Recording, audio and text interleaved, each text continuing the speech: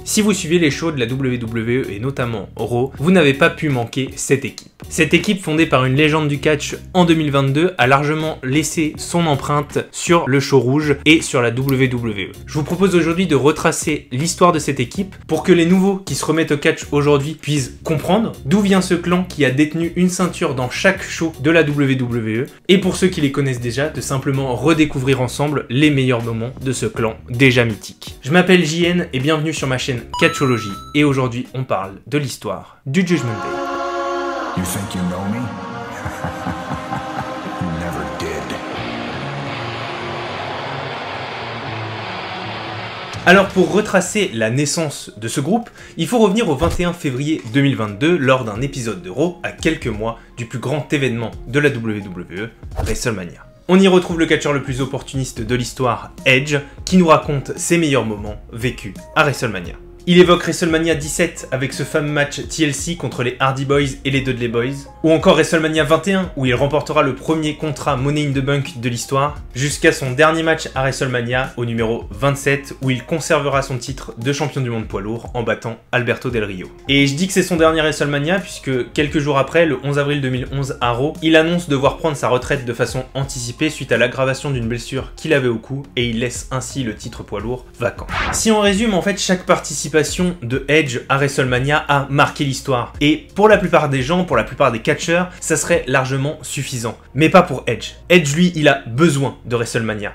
Et on va même un peu plus loin que ça, c'est WrestleMania qui a besoin de Edge. Il doit être formidable cet événement, et il pourra pas l'être sans Edge. Donc la superstar Classy X lance un défi à l'ensemble du vestiaire de la WWE. S'ils veulent marquer l'histoire, s'ils veulent que leur carrière décolle, il faut qu'ils viennent le combattre à WrestleMania 38. Et c'est le phénoménal AJ Styles qui répondra par la positive au défi d'Edge, et il l'acceptera à sa manière. Ce genre de moment, ça me passe vraiment l'envie de rendre service à Edge. Cette attaque sur AJ, elle marquera le basculement de la personnalité de Edge vers un nouvel aspect de Edge qu'on n'avait jamais vu sur les rings de la WWE. En effet, lors du Raw du 7 mars 2022, c'est un Edge bien différent qu'on va retrouver. Il s'approchera du ring dans un costume noir, éclairé seulement par un halo de lumière violette, et surtout, sans sa traditionnelle musique d'entrée. Et en fait, sans musique du tout. Il avancera jusqu'au ring avec un grand silence, laissant les fans légèrement perplexes. Il attrape un micro et à travers les caméras du ring, il va s'adresser à celui qui l'a agressé la semaine précédente, AJ Styles. Il lui explique que s'il l'a agressé, c'était pour lui rendre service en fait. Parce que si AJ Styles veut être capable de battre Edge, ne serait-ce même que de l'affronter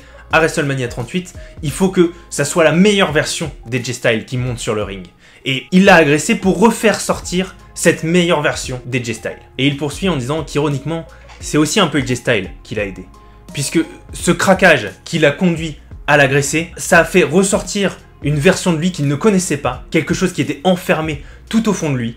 Et en fait, il adore cette nouvelle sensation, cette sensation d'être tout puissant, d'être le plus fort. Ce basculement de personnage chez Edge, il sera confirmé la semaine suivante puisque lorsqu'il reviendra au ring pour faire une nouvelle promo, il sera toujours dans son nouveau style, toujours plus sombre, un peu teinté d'occulte et surtout, sa musique d'entrée a disparu. Cette fois, c'est pas un silence qui l'accompagne, c'est la musique The Other Side de Alter Bridge qui deviendra ensuite la musique du Judgment Day. Et dans cette promo, il continuera à affirmer que il est plus fort que tous, il est plus fort que tous les catcheurs dans le vestiaire, de tous les gens qui le regardent, et surtout que personne ne peut le juger. Qui peut le juger pour être le plus fort? Les fans qui le huent ne peuvent pas, AJ Styles il peut pas, aucune autre superstar ne peut, c'est lui qui a le pouvoir de juger n'importe qui, et il va juger AJ Styles à WrestleMania 38.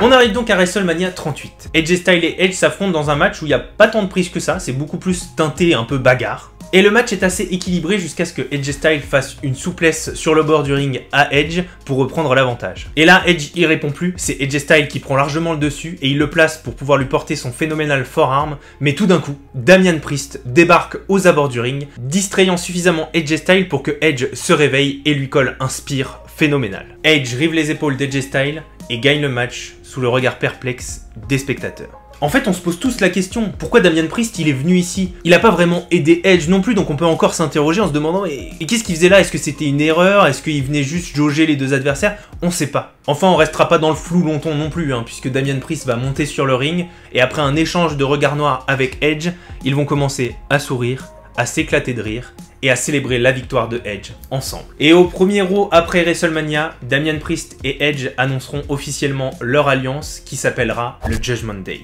En effet, Damian Priest expliquera que depuis qu'il a perdu le titre des États-Unis contre Finn Balor, il est complètement perdu. Et en fait, c'est le message d'Edge qui l'a fait se rendre compte que lui aussi, il avait besoin de ressortir la meilleure version de lui-même et qu'il en avait marre de vivre pour les autres et que c'était le moment de penser à soi et redevenir le meilleur. Et donc avec ça en tête, Damian Priest savait ce qu'il avait à faire. Il fallait qu'il jure allégeance à Edge et à son message. Ils seront vite interrompus par AJ Styles qui visiblement n'a pas apprécié se faire voler la victoire à cause de Damian Priest. Il va d'ailleurs s'en débarrasser assez vite pour s'en prendre violemment à Edge, voulant lui rendre les coups de chaise qui ont démarré cette histoire. Mais finalement, Damian revient et c'est à deux, Edge et Damian, le nouveau Judgment Day, qui vont violemment agresser AJ Styles. La rivalité entre le Judgment Day et AJ Styles va continuer pendant plusieurs autres épisodes de Raw, jusqu'à ce que Edge défie officiellement AJ Styles pour une revanche à WrestleMania Backlash. Bien sûr, AJ Styles il va accepter tout de suite, mais comme à son accoutumée, Edge, quand on lui rend service, il te le fait comprendre.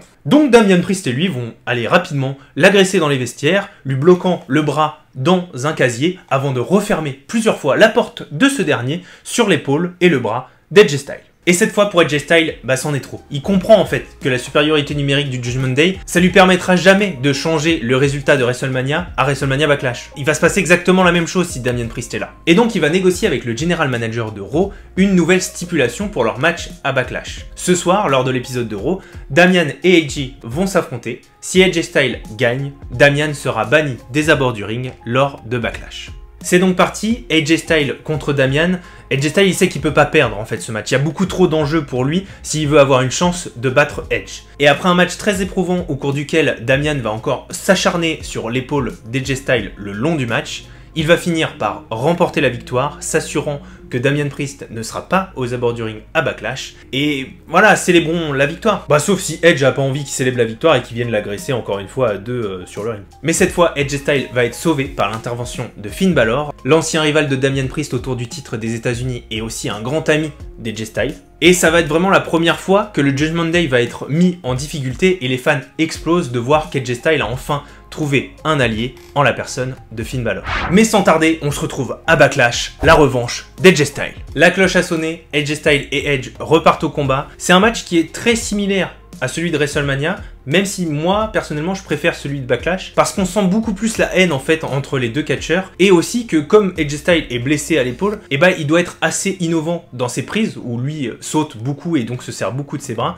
et notamment pour porter le Style Clash, sa prise de finition, il va devoir trouver un moyen innovant de le faire. Je vous invite à regarder le match si vous voulez en savoir plus. Mais on arrive à la fin du match, on se retrouve dans la même position qu'à la fin de WrestleMania, AJ Styles a le dessus, il est prêt pour porter son phénoménal forearm, mais là, Damian Priest débarque sur la rampe d'entrée de la salle. Théoriquement, il n'est pas aux abords du ring, donc c'est légal, c'est dans la stipulation, même si, selon moi, on joue un chouille avec les règles. Mais cette fois, AJ Styles se laisse pas longtemps déconcentré, il monte sur la troisième corde pour achever son adversaire, mais là, un homme masqué va débarquer, le pousser de la troisième corde pour offrir la victoire à Edge. Mais alors, qui est cet homme masqué? On va très vite le savoir, puisqu'il va tout de suite monter sur le ring pour célébrer la victoire avec Edge. Il va retirer son masque et il va s'avérer qu'en fait, c'est pas du tout un homme, c'est Rhea Ripley, qui venait tout juste de se séparer de Liv Morgan, qui est venue aider Edge à battre AJ Styles. Rhea expliquera à la suite de ça qu'en fait, elle a elle-même constaté que Edge et Damian étaient devenus beaucoup plus forts depuis qu'ils avaient adhéré à ce mouvement. Ça part un peu en secte, ce délire. En secte un peu vaudou.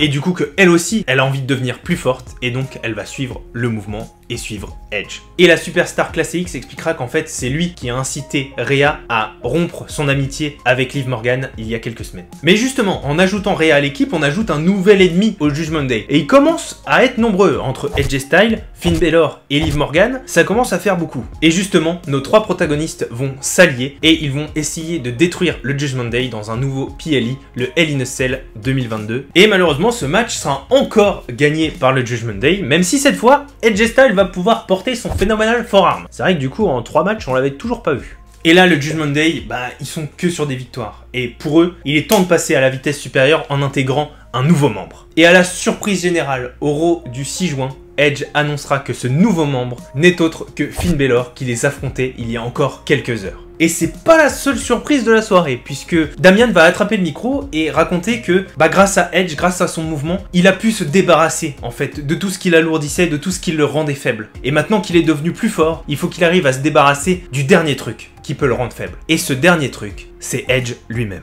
Il va alors placer un violent coup de la corde à linge à Edge avant que Damian, Rhea et Finn le passent à tabac violemment. Ils concluront la scène avec un grand classique de leur ancien leader, ils placeront la tête d'Edge sur une chaise avant de lui fracasser avec une seconde. Et ça signera la première restructuration du Judgment Day.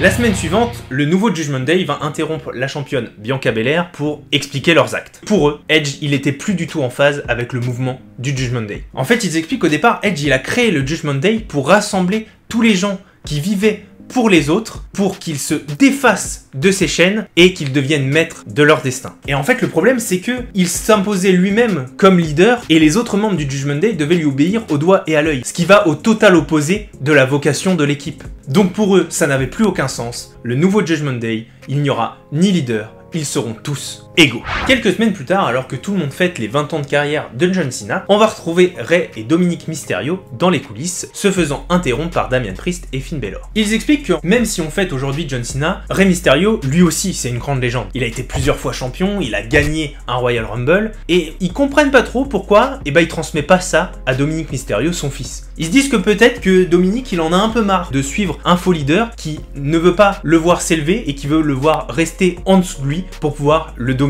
Et justement, pour des gens qui sont dans cette situation, il y a une équipe qui a pour vocation de recueillir ces gens pour les faire devenir maîtres de leur destin. C'est le Judgment Day. Et c'est comme ça que va démarrer la grosse rivalité entre les Mysterio et le Judgment Day. Parce que, évidemment, Rey Mysterio n'a pas trop apprécié qu'on insinue que c'est un mauvais père, qu'on l'insinue même pas en fait, qu'on lui dise que c'est un mauvais père. Un premier match aura lieu à Raw entre Finn Balor, Damian Priest contre les Mysterio, et c'est ces derniers qui vont gagner en simulant en fait que Finn les a attaqués avec une chaise, provoquant du coup la disqualification et faisant un gros clin d'œil à Eddie Guerrero. Et évidemment, le Judgment Day, ils ont pas trop aimé se faire humilier comme ça, et du coup, ils vont, comme à leur habitude, agresser les Mysterio dans les coulisses. Et la rivalité en fait va continuer comme ça sur les Raw suivants, avec plusieurs matchs et surtout pas mal d'agressions du Judgment Day sur les Mysterio en dehors du ring. Et là en fait c'en est trop. Rey Mysterio, il en a marre, il faut que ça se règle. Et ça tombe bien, le plus gros show de l'été arrive, SummerSlam. Il va y avoir un match Judgment Day contre les Mysterio. Alors le match entre les deux équipes, il est assez serré, ils luttent pendant plusieurs dizaines de minutes jusqu'à ce que le Judgment Day reprenne l'avantage. Et là c'est le moment, ils ont repris l'avantage, ils vont gagner, ils vont battre les Mysterio, ils vont prouver qu'ils ont raison depuis le début, que Rey Mysterio c'est un mauvais père et que en fait il ne fait que traîner Dominic vers le fond. Mais tout d'un coup, des flammes commencent à jaillir de la rampe d'entrée. Mais qui va pouvoir s'interposer entre le Judgment Day et les Mysterio? Et là le public va exploser en découvrant que c'est Edge qui fait son grand retour en perfecto rouge. C'est important de le préciser. Edge fonce sur le ring, distribue des spires aux membres du Judgment Day, offrant ainsi la victoire à Rey et Dominic Mysterio. Ça y est, Edge, il est de retour et il a clairement annoncé la couleur. Il veut faire payer aux membres du clan qu'il a lui-même créé, les membres qu'il a recrutés et qui l'ont trahi et blessé il y a quelques semaines. Lors d'une promo suivante, il confirmera tout ce que je viens de dire et il pourra très vite joindre les actes à la parole puisque le soir même, les Mysterio se feront agresser par le Judgment Day après leur match contre les Usos. Edge s'oppose alors au Judgment Day, il est prêt à mettre un violent spear à Finn Balor jusqu'à ce que Rhea Ripley pousse Dominic Mysterio qui se prendra le spear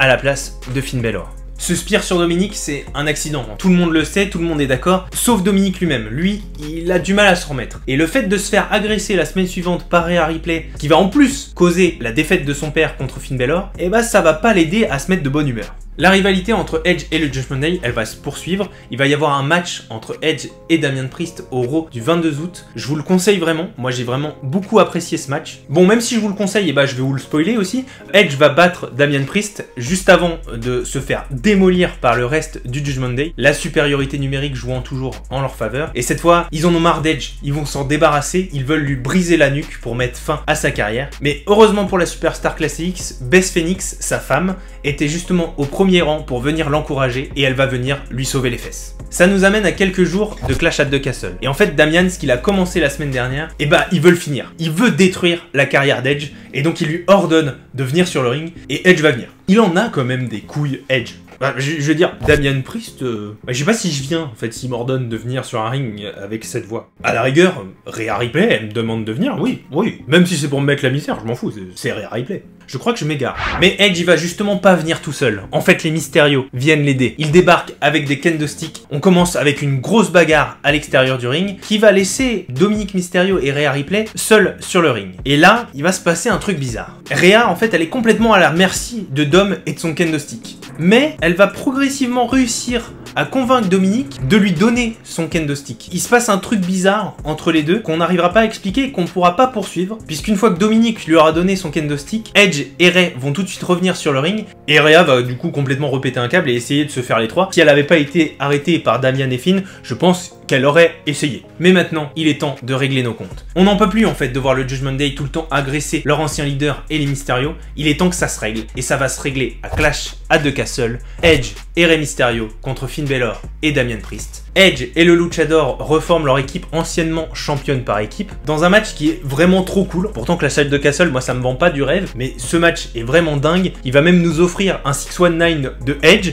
et un spear suicide depuis le ring vers l'extérieur du ring. Enfin c'est vraiment un match à voir. Au cours du match, Rhea va plusieurs fois intervenir pour le Judgment Day pour les aider. Dominic pareil pour Edge et Mysterio. Le match va enfin se conclure. Il se conclut avec un gros 619 de Rey Mysterio et un spear de Edge. C'est Rey Mysterio et Edge qui gagnent cette rencontre. Ils vont pouvoir célébrer leur victoire. Dominic les rejoint. Dominic les a sauvés à plusieurs reprises dans le ring. Ils commencent à célébrer tous ensemble, mais ça tourne mal. Ça tourne mal parce que Dominic Mysterio va attaquer violemment les parties génitales de Edge, puis va trahir son père en le mettant au sol devant une salle sidérée et le Judgment Day en plein fou rire. Il officiellera son adhésion au clan à travers une promo lors du Raw suivant, puis en affrontant Edge sous les yeux de Rhea Ripley, avec qui il nourrit une espèce de relation qui a commencé du coup avec cette histoire de kendo stick. En fait, au départ, on dirait que Rhea le prend sous son aile comme si c'était son enfant, et finalement, ça va se transformer en une relation amoureuse, et vous commencez à être habitué au mode opératoire du Judgment Day, alors que Edge est en train de mettre la violente fessée à Dominic Mysterio. L'ensemble du Judgment Day va arriver pour refaire pencher la balance vers leur côté en agressant bien sûr Edge. Et lors de cette toute dernière attaque, ils vont particulièrement s'acharner sur la jambe de Edge, avec Finn Balor qui fera plusieurs fois son finisher, le coup de grâce, sur une chaise placée sur la jambe de Edge. Et vous le connaissez, Edge, ses attaques elles peuvent pas rester impunies, et donc il défiera Finn Balor dans un I Quit match lors de Extreme Rules. Ils vont avoir un match très éprouvant. Au milieu de ce dernier, Edge va se retrouver menotté à la 3e corde, va s'en suivre un méga passage à tabac de la part du Judgment Day sur Edge. Heureusement, il sera épaulé par Rey Mysterio qui va venir l'aider, mais quelques secondes plus tard, il se fera démolir par son propre fils Dominic. Et c'est finalement Beth Phoenix, la femme de Edge, qui viendra le sauver. Après une violente altercation avec Rhea Ripley, elle récupérera les clés des menottes pour sauver Edge. Mais malheureusement pour notre opportuniste ultime, le Judgment Day reprendra l'avantage. Les trois garçons réussiront à bloquer Edge pendant que Rhea assommera Beth Phoenix, puis elle la placera la tête sur une chaise, brandira une seconde et menaçant de lui éclater la tronche entre deux chaises. Et contre toute attente, Edge, qu'on n'imaginait jamais pouvoir prononcer les mots I quit, va abandonner pour protéger sa femme, mais vous la connaissez, Rhea Ripley. C'est pas parce qu'on dit j'abandonne qu'elle va pas le faire. Alors elle va démolir Beth Phoenix en la frappant plusieurs fois avec cette chaise. Cette victoire, elle va éloigner un peu Edge des rings pendant plusieurs semaines, ce qui va permettre au Judgment Day de se recentrer sur d'autres personnes du roster de Raw. Ils vont d'abord avoir une rivalité anecdotique avec Matt Riddle, et puis Finn Balor, il va essayer de se servir de son amitié avec AJ Styles, je vous l'ai dit au début, AJ Styles et Finn Balor, ils sont amis, pour essayer de le recruter dans le Judgment Day. Mais AJ Styles, en fait, il a pas oublié que Finn c'était son allié, et qu'il l'a finalement trahi pour aller avec le clan qu'il a à plusieurs reprises passé à tabac. Donc évidemment, il va refuser, et je vous le donne en mille, il va se refaire passer à tabac du coup. Cette histoire va donc permettre de relancer la rivalité avec AJ Styles, et ça va lui donner une nouvelle dimension lorsque AJ Styles annoncera le retour de Karl Anderson et Luke Gallows pour reformer le CO. La tension continuera de monter pendant les semaines suivantes, les menant jusqu'à Crown Jewel dans un match par équipe 3 contre 3. Et pendant cette période, en fait, le Judgment Day va beaucoup mettre en avant son nouveau membre, Dominic Mysterio, à travers beaucoup de matchs. Il va même réussir à gagner une victoire contre AJ Styles à la limite de la légalité, mais il aura quand même dans son palmarès battu AJ Styles, c'est quand même pas rien. Et si Dominic Mysterio il évolue, en fait le groupe en lui-même évolue aussi. Au départ, Edge, quand il a créé le groupe, il y avait vraiment une espèce d'aura occulte. Dans les promos, ça se ressentait beaucoup, un peu ce côté sombre, ce côté occulte. Et en fait, plus ça avance, et plus le nouveau Judgment Day, en fait, il se tourne plutôt comme un espèce de gang, un peu le cliché qu'on a des gangs de bikers en cuir avec des grosses têtes de mort, etc. Et bah se tourne beaucoup plus vers ça. Ce que moi personnellement je trouve mieux. Et c'est d'autant mieux en fait qu'ils aient pris cette nouvelle dimension pour essayer de marquer vraiment le changement entre la première équipe formée par Edge et cette nouvelle équipe formée de Finn Balor, Rhea, Dominic et Damian Priest. J'ai oublié les noms de famille de deux au milieu, mais on s'en fout. Lors de Crown Jewel, c'est le Judgment Day qui va remporter la victoire, encore une fois grâce à Rhea Ripley qui était aux abords du ring. Lors du Raw suivant, l'équipe d'AJ Styles annoncera le retour de Mia Yim ou Michin pour les intimes, pour essayer de rééquilibrer les équipes. En fait, ils vont se retrouver à 4 contre 4 avec une fille dans chaque côté et ils vont vraiment pouvoir tous s'affronter. Mais avant ça, il doit y avoir un dernier face-à-face entre Finn Balor et AJ Styles et ça va se passer à Survivor Series. Et on peut dire que ce Survivor Series, il était pas du côté du Judgment Day parce que d'abord, Rhea Ripley va perdre avec son équipe dans le Wargame contre l'équipe de Bianca Belair et ensuite, Finn Balor aussi, il va perdre contre AJ Styles. Donc s'il y avait des jours où c'était leur soirée, là ça l'était pas. Et nous aurons enfin au Raw suivant le match The OC contre le Judgment Day et c'est finalement le Judgment Day qui remportera la victoire, mettant fin définitivement à cette rivalité entre AJ Styles et le Judgment Day. Et d'ailleurs, il était temps pour le Judgment Day de passer au chapitre suivant, parce qu'en fait, ils commencent à avoir un tableau de chasse assez gros. Ils ont battu AJ Styles, ils ont battu Rey Mysterio, ils ont battu Edge, mais en fait, ils ont toujours pas d'or, ils ont toujours pas gagné de ceinture ni de titre. Et il était peut-être temps de commencer à penser à la suite. Et celle qui va entamer cette route dorée, c'est nul autre que Rhea Ripley.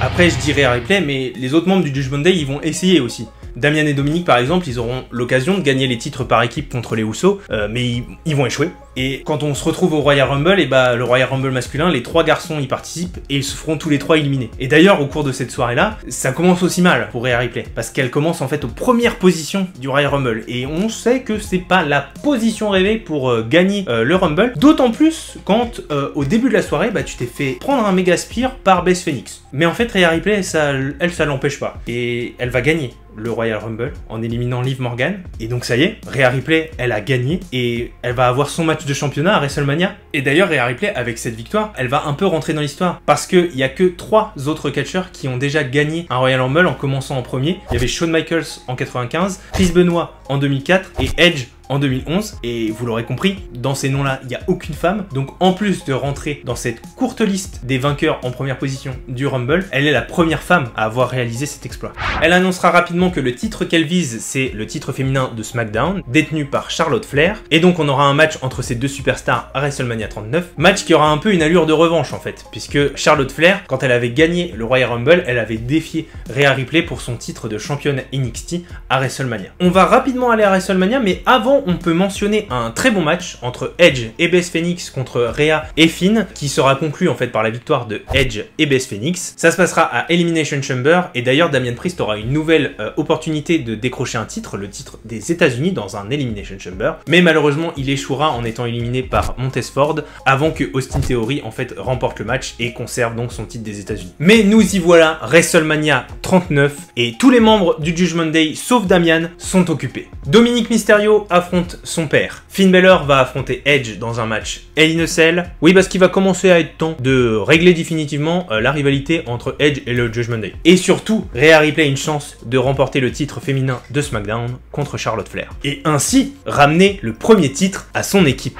Commençons donc par Dominic, qui va nous offrir une des plus grandes entrées à WrestleMania. Entrée que j'ai adorée, et d'ailleurs suis-je le seul à penser que le masque ça lui irait très bien. Et cette fois, il ne pourra pas trop être aidé par le Judgment Day, puisqu'ils vont être vite virés du ring par la nouvellement formée LWO. Il ne pourra pas non plus être aidé par sa mère et sa sœur, qui sont au premier rang, et qui sont clairement d'accord avec la fessée que lui donnerait Rey. Mais il prendra finalement l'avantage sur son père. Il va alors essayer de conclure le match en sortant une chaîne qu'il avait cachée dans sa veste sur le coin du ring, mais il sera interrompu par Bad Bunny, qui était l'hôte spécial de la soirée, et son intervention va permettre à Rey Mysterio de revenir et d'enfin mettre une grosse correction à son fils Dominic, et il va ainsi remporter le match. Ok, bah c'est mal parti pour le Judgment Day. Passons à Finn Balor contre Edge, Hell in a Cell. Et d'ailleurs, Balor, il va ressusciter son personnage du démon. Il y a vraiment dans ce match la violence qu'on attend d'un Hell in a Cell. Il va d'ailleurs très vite y avoir une grosse blessure côté Finn Balor après que Edge lui ait jeté une échelle en plein dans la gueule. Ça va lui ouvrir le front, il va beaucoup saigner et il devra même être soigné pendant le match. Il y aura une interruption pendant le match pour que les médecins puissent le soigner et qu'il puisse finir le match. Ce qui démontre d'une part qu'une petite erreur dans le catch ça peut vite coûter une petite blessure, mais surtout ça démontre la détermination de Finn Balor qui malgré 14 agrafes sur la tronche va continuer le match. Mais malheureusement la détermination ça ne fait pas tout et c'est Edge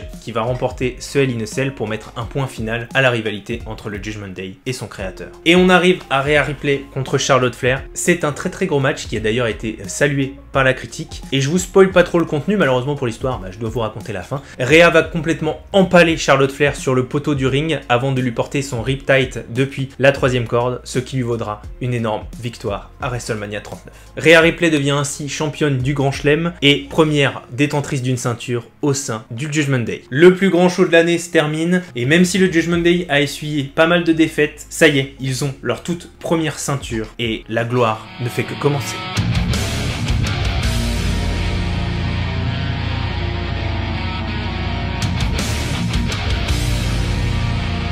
Après WrestleMania, on va avoir une petite période de flottement où Damian Priest va avoir une rivalité que je trouve pas très pertinente avec Bad Bunny pour se venger du match avec Dominic Mysterio. Et Rhea, elle va entamer son règne avec une rivalité avec Zelina Vega. Ces deux rivalités minimes, elles prendront leur point culminant à Backlash. Tout d'abord dans un street fight entre Bad Bunny et Damian Priest qui sera remporté par Bad Bunny, parce que pourquoi respecter Damian Priest? Mais heureusement pour le Judgment Day, Rhea Ripley, elle battra Zelina Vega et conservera son titre. À ce moment-là, Damian Priest et Rhea, ils commencent vraiment à avoir une relation un peu fraternelle. C'est eux les deux premiers membres du Judgment Day, ça les a rapprochés. Et du coup, ils ont même un surnom à deux, on les surnomme les Terror Twins. Rhea va poursuivre son règne en éclatant Natalya à Night of Champions. Et je vous conseille d'aller voir le match, pas parce qu'il est particulièrement bon, mais comme il dure que 70 secondes, au moins vous pourrez dire que vous l'avez vu. Juste après ça, le design de la ceinture et le nom de la ceinture que détient Rhea Ripley, il va changer. Et donc ça va faire d'elle la première détentrice du championnat du monde féminin. D'ailleurs, à titre personnel, je trouve ce design clairement mieux. Les couleurs, je suis très fan, mais les ceintures féminines comme ça, elles étaient vraiment pas jolies. Et pourtant, je trouve le titre universel joli, c'est dire mon niveau de tolérance sur les couleurs sur les ceintures. Voilà, c'est 150 fois mieux maintenant.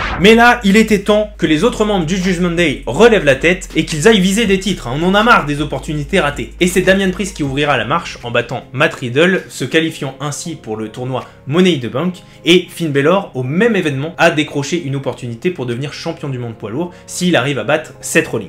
Et s'en suivra quelques petits doutes en fait dans le Judgment Day. C'est vrai que si Damian devient Monsieur Money in the Bank, le match de Finn, il pourrait être plus complexe. Parce qu'en fait, Damian pourrait intervenir pour lui voler la ceinture sous le nez. Et même si les doutes sont vite apaisés dans le groupe, ça va planter une petite graine dans la tête de Finn Balor. Et a raison, puisque c'est Damian Priest qui éjectera LA Knight d'une échelle avant de décrocher la mallette, lui donnant le titre de Monsieur Money in the Bank. Et plus tard dans la soirée, alors que Balor et Rollins se disputent la ceinture de champion du monde poids lourd, c'est Damian Priest qui va venir aux abords du ring. Il arborera fièrement sa mallette Money in the Bank, et même si au départ ça fera plutôt douter Rollins et ça permettra à Finn Balor de reprendre l'avantage, c'est finalement Finn qui va se concentrer sur Damian et la mallette, laissant le temps à Rollins de revenir et de gagner, et donc de conserver son titre de champion du monde poids lourd. Et inversement, Damian il essayera d'encaisser sa mallette au Raw suivant, après que Rollins y fut attaqué par Dominic et Rhea, et c'est finalement Finn qui interviendra en attaquant Rollins et donc en s'interposant entre Damian et Rollins. Et ça signe les premières dissensions dans le groupe du Judgment Day qui étaient restés très soudés depuis qu'ils avaient éjecté Edge. Et même si elles vont vite s'apaiser, en fait elles fissureront à jamais l'amitié qu'il y a entre Damian et Finn et même le groupe entier.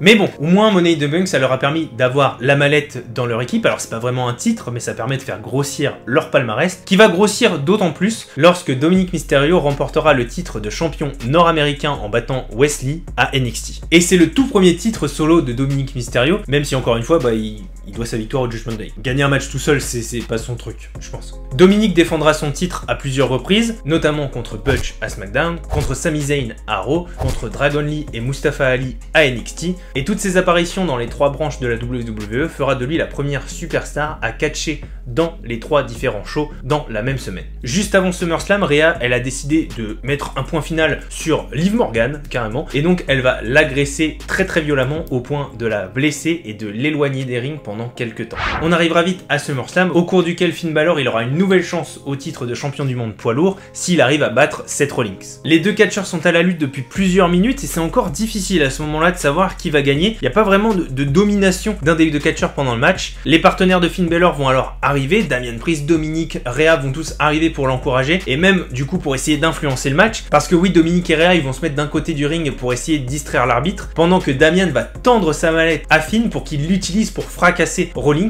Mais en fait Finn il va pas comprendre, il va penser que Damian il est encore là pour essayer de lui voler sa place, et du coup ces quelques secondes d'hésitation ça va permettre à Rollins de revenir. Alors le match se termine pas parce que Finn Balor va encore revenir, faire plusieurs fois son coup de grâce à l'extérieur du ring sur Rollins, mais ça ne suffit pas à abattre Seth Rollins, et du coup ils vont réessayer. Damian retend la mallette à Finn, cette fois il a compris, mais il n'a pas le temps de passer à l'acte. Rollins revient, lui fait un énorme stomp sur la mallette, et Rollins se couche sur Finn. 1, 2, 3, le match est fini, et Seth Rollins est toujours champion du monde poids lourd.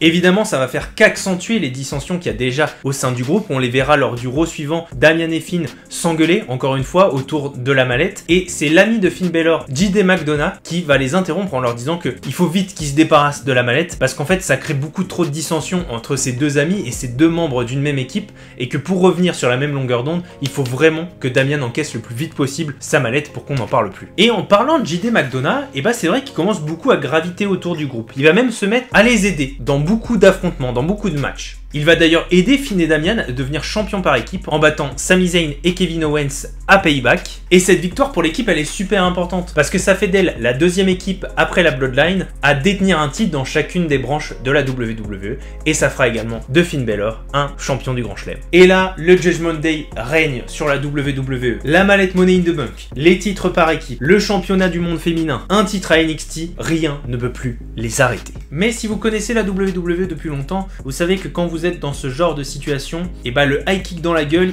il est pas très loin.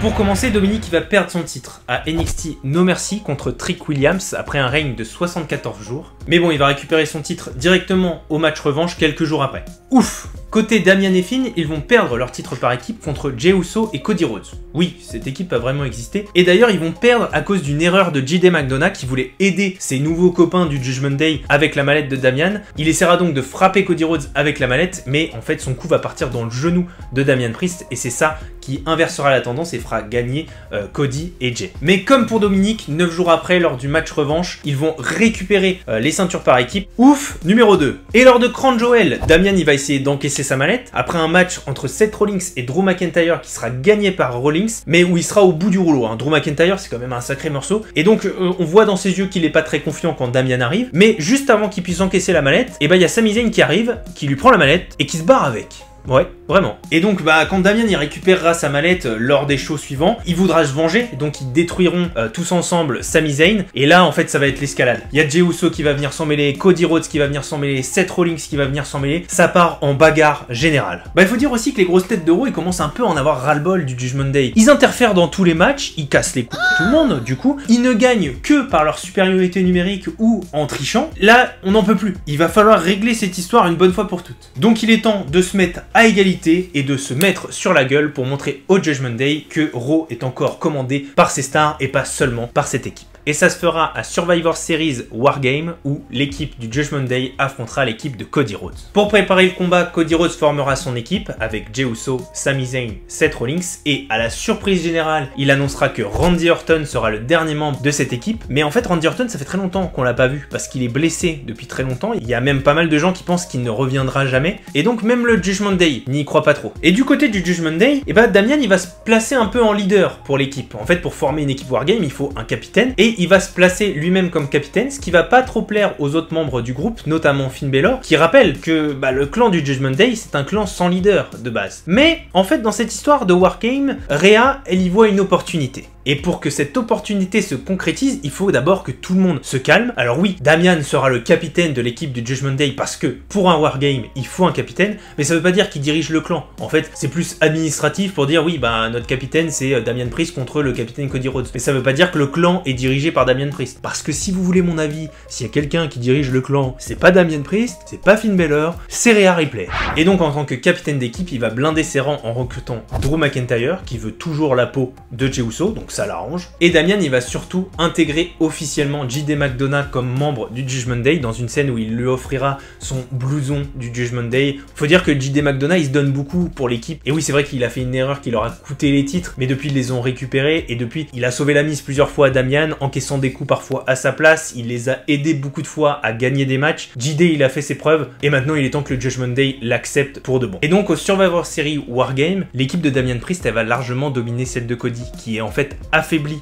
d'un membre car Randy Orton n'est toujours pas arrivé. Attendu, mais pas arrivé. Et au moment où il devait officiellement arriver, c'est Rhea Ripley qui débarquera en courant avec la mallette de Damian. C'était donc ça son plan, attendre que Rollins soit enfermé dans une cage avec l'entièreté du Judgment Day, qui lui ait mis la raclée de sa vie pour que Damian encaisse sa mallette et prenne le titre de Rollins.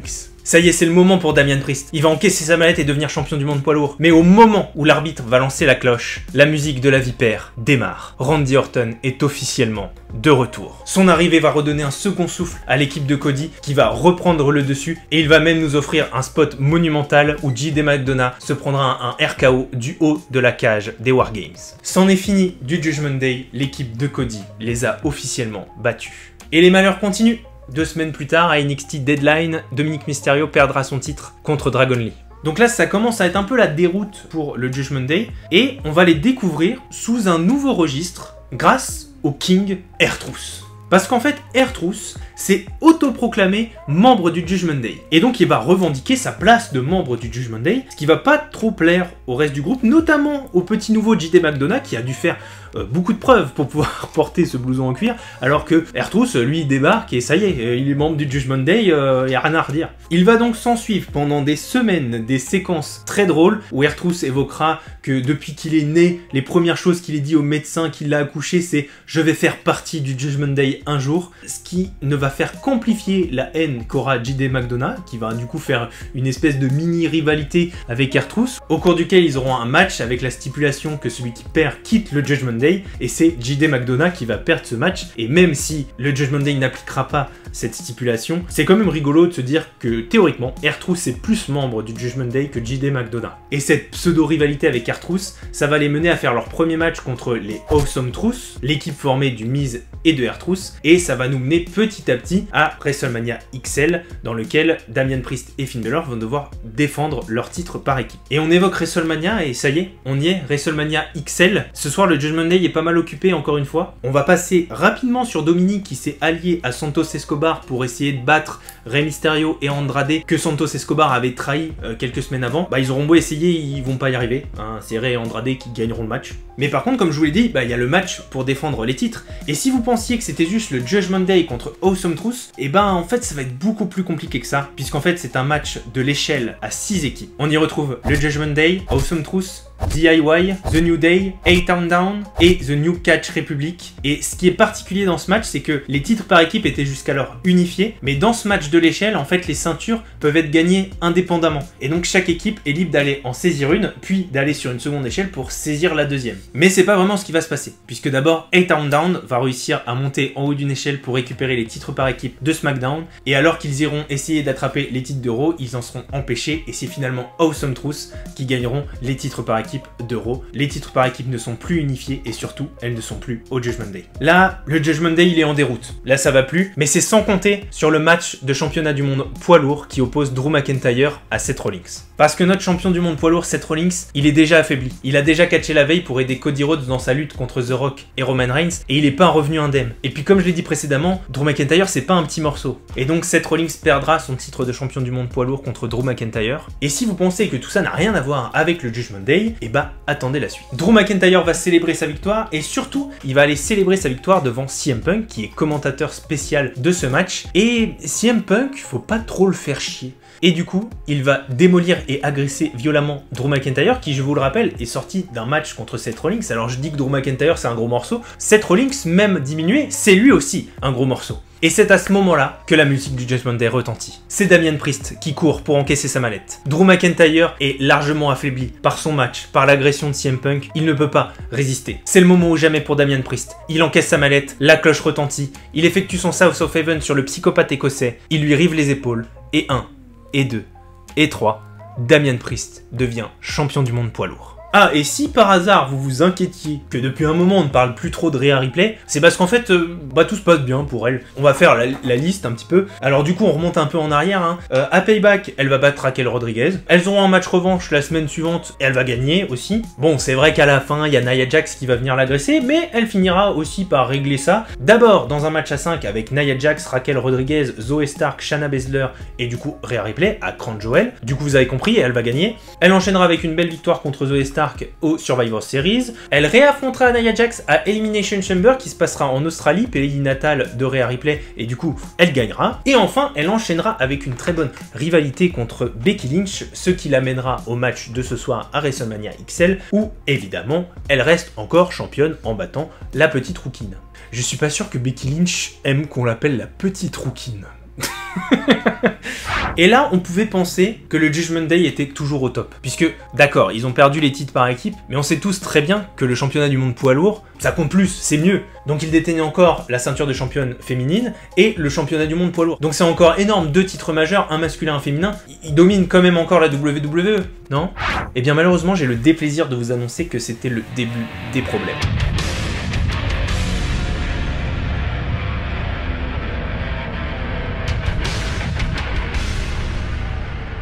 En effet, au premier Raw après WrestleMania, Liv Morgan, qui a fait son retour, va venir agresser très violemment Rhea Ripley pour se venger en fait de ses mois d'absence. Hein, je vous le rappelle, Rhea avait agressé Liv et elle avait été blessée pendant des mois. Donc là, retour à l'envoyeur. Bon, après on se dit c'est Rhea Ripley, elle peut pas être blessée, c'est pas une petite Liv Morgan qui va lui faire du mal. Mais malheureusement, en fait, la prochaine fois qu'on verra Rhea Ripley sur un ring, c'est le bras en écharpe, annonçant que cette agression de Liv Morgan lui a causé une énorme blessure à l'épaule et qu'elle doit donc quitter la WWE pour se remettre de cette blessure et donc laisser son titre vacant. Elle quittera donc le ring, laissant derrière elle tous les fans qui la soutenaient et surtout sa ceinture de championne, humiliée par Liv Morgan qui est venue se délecter du spectacle.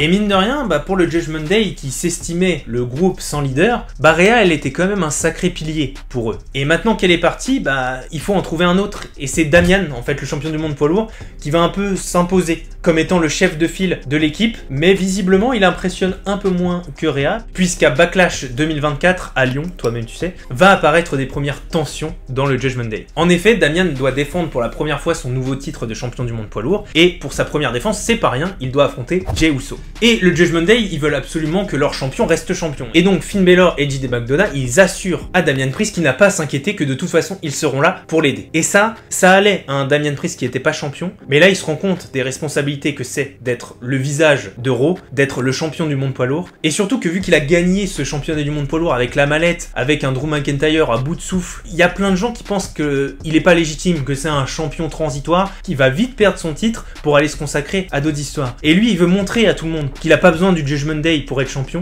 qu'il mérite cette ceinture et il va tout faire pour le montrer. Et donc il va interdire à Finn et JD de venir intervenir dans son match contre Jey Uso pour le laisser avoir une victoire clean.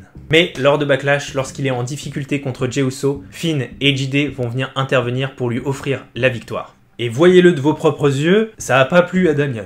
J'ai vraiment pas envie qu'on me regarde comme ça un jour. En parallèle de tout ça, il y a quelqu'un qui commence à graviter aussi autour du Judgment Day, c'est Carlito, qui il y a pas si longtemps a trahi Rey Mysterio et donc a quitté la LWO, et on sent qu'il essaye de se rapprocher d'une nouvelle équipe, un nouveau clan, et il aimerait bien jeter son dévolu sur le Judgment Day. Et donc, comme JD à son époque, il va commencer à pas mal les aider en intervenant dans des matchs, etc. Il va même réussir à leur offrir une opportunité pour redevenir champion par équipe, et à ce moment-là, tout le monde a envie que Carlito rejoigne le Judgment Day. Tout le monde, sauf notre champion du monde, Damian Priest. Pour lui, le Judgment Day, c'est une famille. Et déjà que là, ils sont en déroute parce qu'ils ne s'entendent plus tous dans le groupe, Rhea Ripley n'est plus là, c'est pas le moment qu'il y ait quelqu'un qui vienne intervenir dans leur famille. Il faut déjà qu'ils règlent leurs propres problèmes avant de commencer à s'intéresser à d'autres. Et justement, en parlant du titre que Léa a laissé vacant, c'est finalement Becky Lynch lors du Raw du 22 avril qui remportera le titre après une bataille royale féminine en éliminant Liv Morgan. Mais attention, Liv Morgan elle va obtenir sa revanche contre Becky lors de King and Queen of the Ring. Et pour Dominic Mysterio, il est hors de question que le titre de sa momie tombe entre les mains de celle qui l'a blessé. Alors au cours du match qui oppose Becky à Liv Morgan, Dominic Mysterio va intervenir en donnant une chaise à Becky Lynch pour l'aider à gagner le match. Mais ça va rapidement se retourner contre notre championne puisque c'est finalement Liv Morgan qui utilisera la chaise pour faire son finisher dessus, battre Becky Lynch et remporter le titre féminin. Alors lors du Raw suivant, Becky Lynch elle aura bien le droit à sa revanche dans un Steel Cage match, mais encore une fois, Dominic en voulant l'aider, il va lui causer la défaite et Liv Morgan va encore une fois garder le titre. Et d'ailleurs, on ne reverra plus Becky Lynch à la WWE depuis ce jour-là. Et d'ailleurs, ça m'intéresserait beaucoup de faire une vidéo sur Becky Lynch, alors dites-moi en commentaire si vous aussi, ça vous intéresserait. Et Liv Morgan, elle est un peu attendrie en fait par les gestes attentionnés de Dominic Mysterio, bien qu'il ne soit pas vraiment volontaire. Et du coup, elle va le remercier en lui roulant une grosse galoche. En faisant ça, elle va clairement montrer ses intentions. Elle ne veut pas seulement voler le titre de Rhea Ripley, elle veut tout lui voler, et dans le tout, il y a Dominic Mysterio. Je savais pas que le mulet et la moustache, ça attirait les Liv Morgan, les Rhea Ripley. Je devrais peut-être y penser. Et donc pendant les semaines suivantes, on va voir beaucoup d'interactions entre Liv qui essaye de séduire Dominic, qui est pas toujours réceptif, mais il est quand même un petit peu réceptif, dans des segments qui seront vraiment très très drôles. Et Liv, elle aidera également l'équipe à redevenir championne par équipe en battant Awesome Truth. C'est elle qui déclenchera le match en convainquant R-Truth de leur donner un match de championnat, et c'est elle qui pendant le match interviendra pour faire gagner le Judgment Day. De son côté, Damian Priest il va continuer son règne, notamment en battant Drew McIntyre à Clash of the Castle. C'est personnellement le match que j'ai préféré avec Damian Priest. Damian Priest que j'aimais pas particulièrement jusqu'à ce match. Il a vraiment livré une sacrée performance dans ce match, décuplée par une blessure qui se fera à la jambe dès le début du match mais qui ne l'empêchera pas de continuer. Et il réussira même à conserver son titre à la suite d'une intervention de CM Punk qui était actuellement en rivalité avec Drew McIntyre. Damian battra ensuite Seth Rollins à Money in the Bank dans une stipulation particulière puisque si Seth Rollins avait réussi à battre Damian Priest, il aurait tout simplement dû quitter le Judgment Day. Mais heureusement pour l'équipe, le champion a conservé son titre et le Judgment Day est encore sain et sauf. Mais cette décision, elle plaît pas à tout le monde. Elle plaît pas notamment à Finn Balor qui a du mal à comprendre pourquoi Damian Priest il met en jeu une place dans la famille qu'il dit tant aimer, tout ça pour un match de championnat. Et du coup là ça commence à faire beaucoup. Il y a Carlito qui tourne autour du groupe, il y a Liv qui les aide, qui drague Dominic mais en même temps c'est l'ennemi de Rhea, il y a Damian qui risque sa place dans le Judgment Day. Ça commence à faire vraiment beaucoup et on a l'impression que le groupe il est au bord de l'explosion. Mais la semaine suivante, Rhea Ripley fait son retour à Raw, elle est là pour récupérer son mec et son titre. Et ça donne un petit second souffle au groupe, parce que Rhea et Dominic ils vont se remettre ensemble et ils vont offrir de sacrés promos où ils détruiront littéralement oralement Liv Morgan, détruisant ainsi tous ses rêves de se mettre avec Dominic et donc l'empêchant de graviter autour du groupe.